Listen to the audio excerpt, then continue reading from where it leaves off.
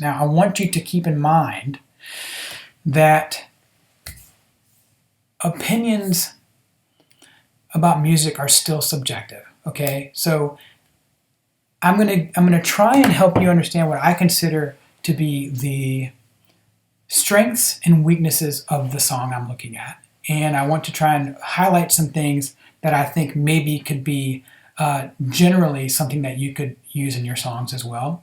But more so, like I said, we're trying to figure out if you're aiming, if you're shooting where you're aiming. Okay, so yes, I'm going to use some of the terms I've just talked about, and if you have any questions on it, you can throw them on the chat here. If this is your song and you want to defend yourself, I get it. We can talk about it, but really, this is meant to be in a good-natured thing to show you what it's like when someone else, another songwriter, someone else in the industry, is reading it and what they're thinking, okay? I've been on the other side of someone listening to my songs, and you just watch them tap their feet or move their head, and you want to know, what are they thinking?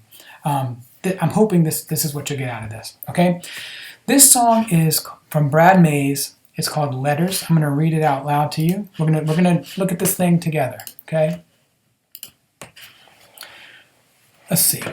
The carver's at his workbench, pulling tools out of the drawer. Everyone a memory of the job that came before. The weight he holds confronts him. With each swing he draws a breath. Courage lost just like a ghost, in dust the grooves collect. The mallet strikes the chisel. The chisel cuts the stone. A stone marks the memory of a loved one here and gone. When he writes down your name, it never changes from then on. When the mallet strikes the chisel, and the chisel cuts the stone. He recalls the last time he carved a pretty name. It was in a heart on an old oak tree that he'll never see the same. He must have carved a million names. This hurts more than the rest. With every strike, it just feels like it drives deeper in his chest. The mallet strikes the chisel cuts the stone, a stone that marks her memory of her love here and gone. When he writes her pretty name, this time it feels wrong. When the mallet strikes the chisel, and the chisel cuts her stone. Hearts will come and go, but true love sure lives on when the mallet strikes the chisel and the chisel cuts the stone. Okay. Brad knows what a good hook is. I would give you that for sure. This is a very, very, very good hook. This is a really well-crafted song as far as chorus. I think it's really, really interesting. If I may focus on the chorus, I mean, the mallet strikes the chisel cuts the stone marks the memory, okay? It's really, really good writing, really, really good writing. And I don't really have much to pick on for that part yet. I want to go through a couple of things that we talked about and just say what are the different sections of the song, okay? So this is a song that Brad has submitted for the lyric contest. Just to remind everybody that the reason we're doing this is that this is literally a submission that Brad has submitted for the lyric contest, okay? And it's if you want to save 15% and get yours in, you could actually submit yours after hearing this workshop, which could be to your benefit. So that's by the, where's the thing here? Just to remind you what the details are. It is, oh, this doesn't have the frame on it, y'all. I'll just remind you of that in a second. Slideshow. Here it is. All right. 15% off lyric contest. Contest deadline is January 15th. That is on the American Songwriter website, by the way. Okay, back to the critique. I really want to go with just gut reaction on a lot of this stuff. The carver's at his workbench, pulling tools out of the drawer. Everyone a memory of a job that came before. This is his job. He is a carver, okay? Now, what you're not telling me initially is what kind of carver he is. It doesn't make a whole lot of a difference right now, but I think it's really setting this stage really, really well. I kind of wish I knew that he did stone. That's just me telling you that ahead of time. I want to have the full picture just from the get-go. He's not just a wood carver, right? He does stone. But I love the way it's set up. You know, he's at the workbench. We know where he's at. We know what's in front of him. The situation that he's in is that that his job is that he works in solitude, it looks like. The weight he holds confronts him. I'm assuming that the weight in this situation is his tool. Each swing he draws a breath, which means it's hard work. That's great too. Courage lost just like a ghost, in the dust the grooves collect. I want to pick on you with these 2 lines right here, okay? Only because there's something called Yoda talk that I say. We want to say things the way we would say them. The carver's at his workbench, pulling tools out of the drawer. Everyone a memory of a job came before. That feels like good English. It feels like I know how this person's talking. But as soon as you say, in dust the grooves collect, that's not the way we would say it. That's the way Yoda would say it. And I know why you did it, and I've done it before. Because you're chasing a rhyme. You want to have that breath collect rhyme, which is a really good near rhyme. I love that. I love rhyming breath with collect. Totally cool. But if you can avoid Yoda talk, I think it feels, I read a lot of lyrics, so I can see it when it happens, and it's a red flag to me when I see it, just because it just sticks out. But also as a listener, in dust, the grooves collect. You're giving me the direct object of a sentence before the verb, and it's not easy to follow. It just can be disruptive. So if there's a way to redo this, I think you should. Just that 1 line, just make it a little better. Courage lost just like a ghost is interesting. I don't 100% get it, but I think it's kind of cool to say his courage has lost. Ghost, we don't know that it's a I'm thinking ghost like it's kind of cool to use ghost because we know that it's ended up being headstones. I think it's cool, but we don't know that yet because we haven't gotten to the chorus yet. So just giving you my feedback there. But then we know now that he works with stonework in this chorus. The mallet strikes the chisel cuts the stone marks the memory. I love that. Love it, love it, love it, love it. Of a loved one here and gone. When he writes your name down, it never changes from then on. All right, so what does that mean? It just means it's not your name that changes. It just means that's. I'm not 100% sure what I'm getting. I'm not sure I'm getting that. What I'm getting from that what I'm supposed to. So I'm just going to throw that out there. I think that could use some clarification. All right, but I think I know what you're saying. It's like that. Your life is done. Your name is there. It never changes. It's always going to be on that stone. But I think you could make that a little more solid. I think it could be a gut punch even more. But I love the way it comes back around. When the mallet strikes the chisel and the chisel cuts the stone. Okay, let's keep going to the next verse. He recalls the last time he carved her pretty name. Okay, now hold on. Who is she? Who is the she? All right, I'm not saying that in a distracting way. I'm saying it in a really cool way. Because now we've said, up to this point, we've said that he's getting down to do the work that he always does. And suddenly there's a her. And now we're going to figure out who the her is.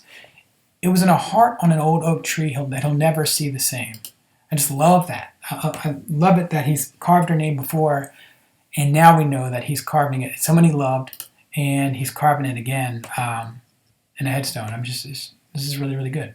He must have carved a million names. This hurts more than the rest. I wish there was a but here. A but. He must have carved a million names, but this one hurts more than the rest. Like this, I don't know. For some reason, I just think it needs something like that there. With every strike, it just feels like it drives deeper in his chest. Just is a funny word. Only use just if you absolutely have to. I have a running argument with a friend of mine on whether just is a word to be used. I usually say you can use it. I just said it right now. You say just a lot in conversation, but sometimes it's a word that you don't need, right? Watch this. He must have carved a million names, but this hurts more than the rest. With every strike, it feels like it drives deeper in his chest. See what I did? Now you have the strike and the like internally rhyming just by getting rid of just. With every strike, it feels like it drives deeper in his chest. Just something to keep in mind. Just may not always be something you need. If it's in there, always consider, do I need that? Nope. Okay, then we go back to the chorus. The mallet strikes the chisel cuts the stone, a stone that marks a memory of her love here and gone. All right, now, remember we said our chorus, by repeating our chorus, we have a different context now, okay? Because we know he's not just carving someone's name, he's carving a loved one's name. I guess it's his wife, or love interest in some way. into this thing. And so all that now feels different, especially since you said with every strike it feels like it drives deeper in his chest. The mallet strikes the chisel. I mean, just it hurts more. I tell people as much as you can, show me, don't tell me. But in this case, he's showing and telling. He's telling me what's happening, but don't you feel that? With every strike, it feels like it drives deeper in his chest. The mallet strikes the chisel. I can feel that. I think that's great. He changes it up a little bit in the middle of this chorus, though. Of her love, here and gone. So he got to change it because I guess it wouldn't have worked. Of a loved one, yeah. It'd be awesome if you could. I'm just saying out loud what I'm thinking. I wish the chorus didn't change. If you could, I don't know how, but I don't know. I think it'd be cool to spend some time on this. If you have a half hour, Brad, to spend some time and see if you can say that same chorus the same way both times. Anyway, all right, that gets us through the chorus. Here's an outro. All right, so the form of this song, verse, verse, chorus, verse, verse, chorus, outro. Okay, and the outro is really a vamp, if you ask me. It's kind of a little extension of the chorus. So really I would say verse, verse, chorus, half chorus. And really, I don't even consider these as being, they're not really double verses, if you ask me. Because here's what I'm getting at. I wish there was one more thing. I wish there was another verse. I wish there was another verse or a bridge. Just something else to give you an excuse to sing that chorus one more time. Give me that chorus one more time. It's really, really good.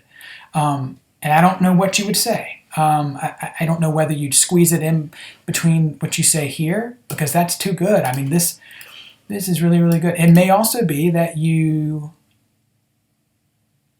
use this, maybe expand, say this differently, because this, shoot, I don't know. I'm just thinking out loud. I just think that I want you to say that chorus one more time if you can. Like I said, spend some time on it, see if it'll work. If it doesn't work, that's totally cool. Can't hurt my feelings. But yeah, this is fantastic.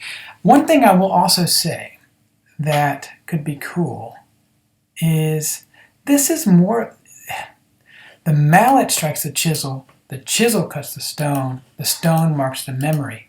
But it's his hand that's doing it, right? And I feel like it's not a missed opportunity, but something about the fact that it's his hand that the hand holds the mallet strikes the chisel cuts the stone marks the memory. So we see it's coming from him, if that makes sense. Like I said, this is great as it is, but man, it could be really, really great with a couple of these tweaks. So anyway, Brad, hope I didn't upset you. I think you did awesome. And hopefully everyone else has learned from this, maybe a couple things here and there that you either already knew and have forgotten, or you literally learned just now. But let's go on to another one if you don't mind. I'm going to take a second and look over at the questions for a second. I personally love when choruses develop with the story. I agree. I love it too. And I think this actually works well. But the reason I said maybe not is because I want to hear that chorus again. And you then have to come up with a different change to the chorus too if you wanted to do that. I think if you're going to change a chorus, you should change it every time. But there's nothing against that. I totally get it. Let's move on. Oh, that's a good point. Someone said, change the title to Chisel Cuts the Stone, solves the problem. Does that solve the problem? That's a really good point, because the song is called Letters. And you never talk about letters specifically. And I don't know how you could, but there may be something to that. There may be something missing here about the pain of actually saying, maybe it's, he can't even say her name out loud, but he has to sit here and or stand here and write her name down on the stone. I don't know. I think there's some roads to go down with that could be really cool. But you're right. A better title right now, as far as just being able to remember it, would be Chisel Cuts the Stone, something like that, where it has to do with writing her name. I don't know, something to mess with. But I do think Letters is cool, but you don't really reference letters specifically anywhere in the song. Something to think about. Okay.